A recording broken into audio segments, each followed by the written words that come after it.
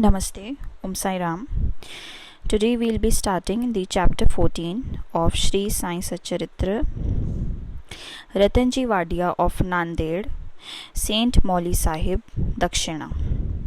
In the last chapter, we described how Baba's word and grace cured many incurable diseases.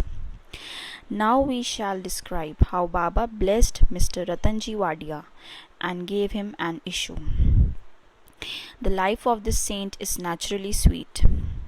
His various doings, eating, walking, and his natural sayings are also sweet. His life is bliss incarnate. Sai gave bliss to his devotees as a means of remembrance. He gave them various stories of duty and action, which ultimately led them to true religion. His object may be that people should live happily in this world, but they should be ever cautious and achieve the object of their life, that is, self-realization. We get human body as a result of merits in past births, and it is worthwhile that with its aid we should attain devotion and liberation in this life. So we should never be lazy but always be on the alert to gain our goal of life.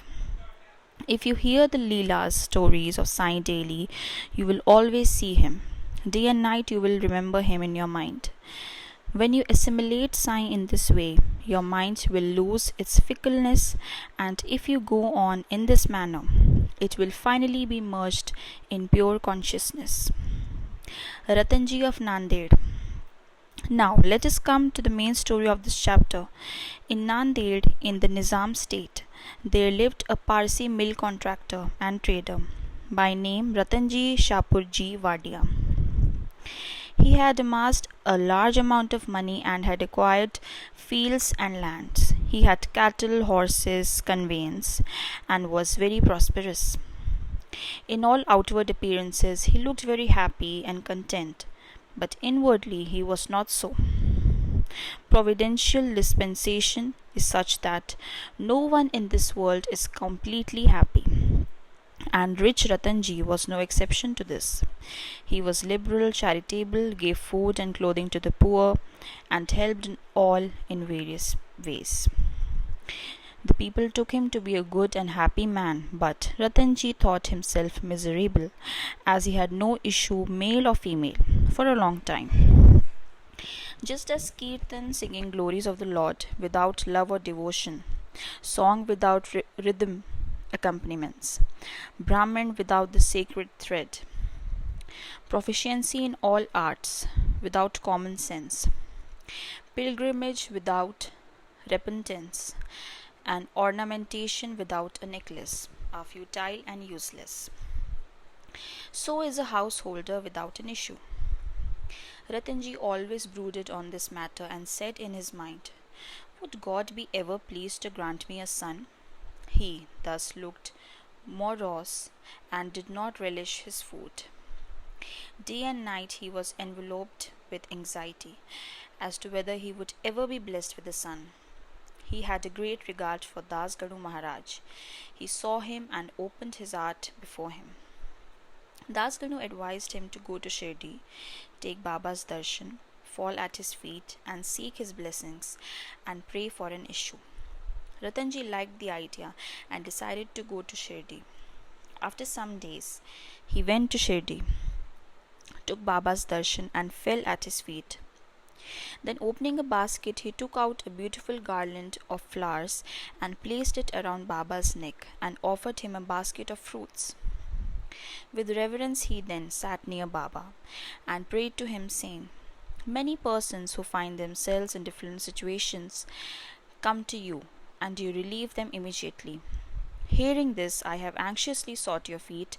Please do not disappoint me." Sai Baba then asked him for dakshina of ₹5, which Ratanji intended to give, but added that he had already received ₹3 and 14 annas from him, and that he should pay the balance only. Hearing this, Ratanji was rather puzzled. He could not make out as to what Baba meant.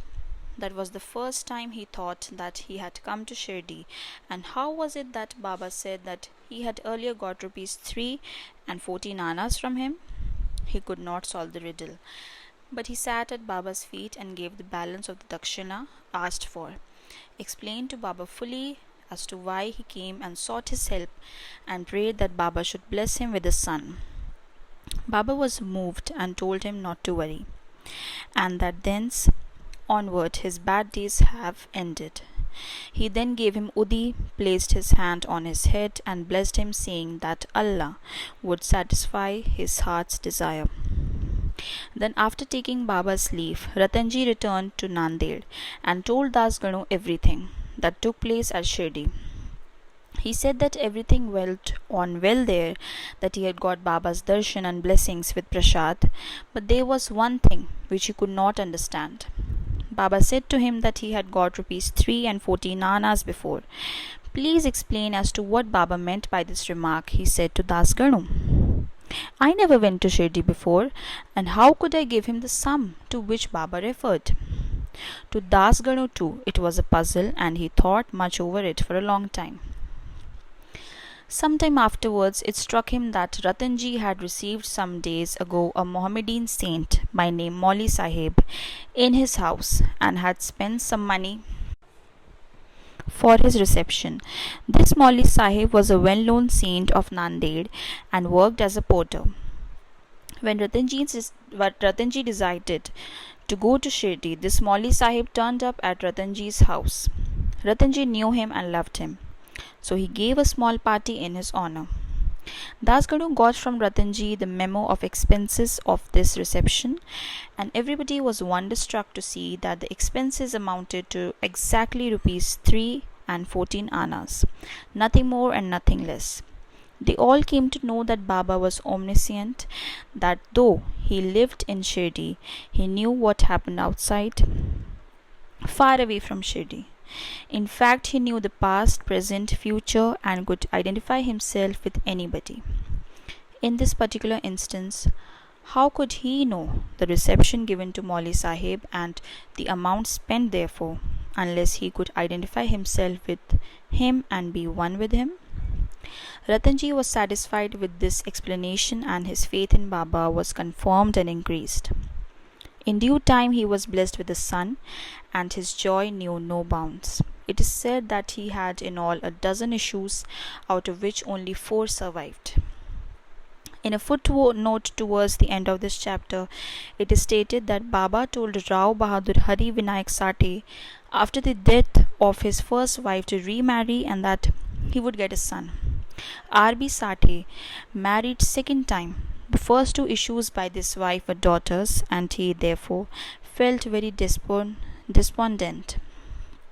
But the third issue was a son. Baba's words did come true, and he was satisfied. Dakshina. Now we shall close this chapter with a few points about Dakshina. It is a well-known fact that Baba always asked for Dakshina from people who went to see him. Somebody may ask a question. If Baba was a fakir and perfectly non-attached, why would he ask for Dakshina and care for money? We shall consider this question broadly now. First, for a long time, Baba did not take anything. He stored burnt matches and filled his pockets with them. He never asked anybody for anything, whether he be a devotee or otherwise. If anybody placed before him a paisa or 2, he purchased oil or tobacco. He was fond of tobacco, for he always smoked a bidi or chillim, an earthen pipe. Then some persons thought that they should not go to saints empty-handed, and therefore placed some copper coins before Baba. If a paisa was placed before him, he used to pocket it. If it was a 2 paise coin, it was returned immediately. Then, after Baba's fame had spread far and wide, people began to flock in numbers, and Baba began to ask Dakshina from them. It is said in the Shruti Veda that puja of the gods is not complete unless a golden coin was offered. If a coin was necessary in the puja of the gods, why should it be not so in the puja of the saints also? Ultimately, the Shastras laid it down that when one goes to see God, king, saint, or guru, he should not go empty-handed. he should offer something, preferably money. In this connection, we may notice the precepts recommended by the Upanishads. The Brihadaranyaka Upanishad says that the Lord Prajapati advised the gods, men, and demons by one letter, Da. The gods understood by this letter that they should practice Dhamma, that is self control. The men thought or understood that they should practice Dana, that is charity. The demons understood that they should practice Daya, compassion. To men, charity or giving was recommended. The teacher in the Taittiriya Upanishad exhorts his pupils to practice charity and other virtues. Regarding charity, he says, give with faith or even without it. Give with magnanimity, liberally. Give with modesty and sympathy. In order to teach the devotees the lesson of charity and to remove their attachment to money and thus to purify their minds, Baba extracted dakshina from them. But as Baba said that he had to give back 100 times more of what he received.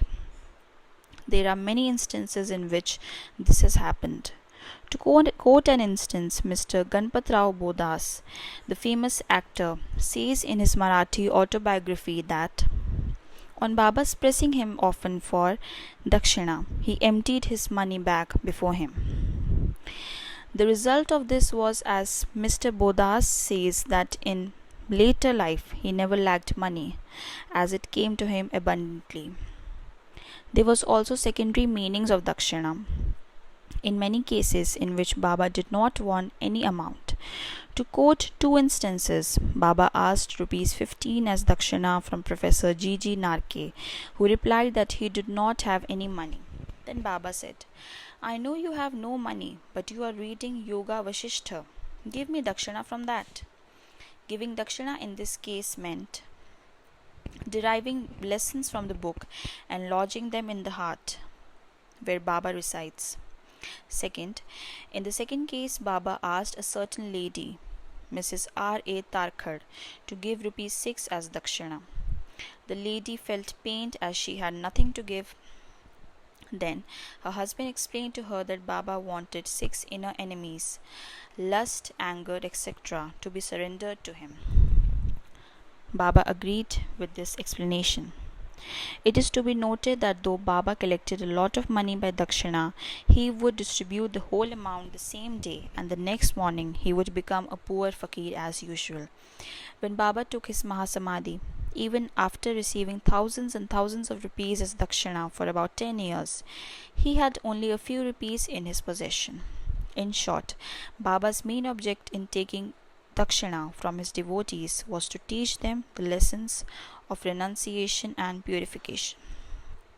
Postscript: Mr. B.V. Dev of Thana, retired Mamlatdar and a great devotee of Baba, has written an article on this subject, dakshina, in Sri Sai Leela magazine, volume 2, pages 6 to 26, in which he says as follows.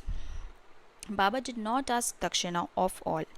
If some gave dakshina unasked, he sometimes accepted it and at other times refused it. He asked it of certain devotees only. He never demanded it from those devotees who thought in their minds that Baba should ask for it and then they should pay it. If anybody offered it against his wishes, he never touched it, and if he kept it there, he asked him to take it away. He asked for small or big amounts from devotees, according to their wishes, devotion, and convenience. He asked it even of women and children. He never asked of all the rich for it, nor of all the poor. Baba never got angry with those of whom he asked dakshina and who did not give it. If any dakshina was sent through some friends who forgot to hand over the same to Baba, he reminded him of it and made him pay it. On some occasions, Baba used to return some sum from the amount tendered as dakshina and ask the donor to guard it or keep it in his shrine for worship. This procedure benefited the donor or devotee immensely. If anybody offered more than he originally intended to give, he returned the extra amount. Sometimes he asked of some more dakshina than what they originally intended to give, and if they had no money, asked them to borrow or beg from others. Of some he demanded dakshina 3 or 4 times a day. Out of the amount collected as dakshina, Baba spent very little for his own sake, for buying chillam and fuel for his dhuni, and all the rest he distributed as charity in varying proportions to various persons. All the paraphernalia of the Shirdi Sansthan was brought by various rich devotees at the instance and suggestion of Radha Krishna Mai. Baba always used to get wild and scolded those who brought any costly and rich articles. He said to Mr. Nana Sahib Chandorkar that all his property consisted of one cod piece, one stray piece of cloth, one kafni, and a tumbril, and that all the people troubled him with bringing all these unnecessary costly articles. Women and wealth are the two main obstacles in the way of our paramartha, spiritual life, and Baba had provided in Shirdi 2 institutions, that are Dakshina and Radha Krishna Mai. For whenever they came to him, he demanded dakshina from them and asked them to go to the school Radha Krishna Mai's house. If they stood these 2 tests well, that is, if they showed that they were free from attachment for women and wealth, their progress in spirituality was rapid and assured by Baba's grace and blessings. Mr. Dev has also quoted passages from the Gita and Upanishads and shown that charity given in a holy place or to a holy personage conduces to the donor's welfare. What is more holy than Shirdi and its presiding deity, Sai Baba? Bodo Shri Sai, peace to be all. Om Sai Ram.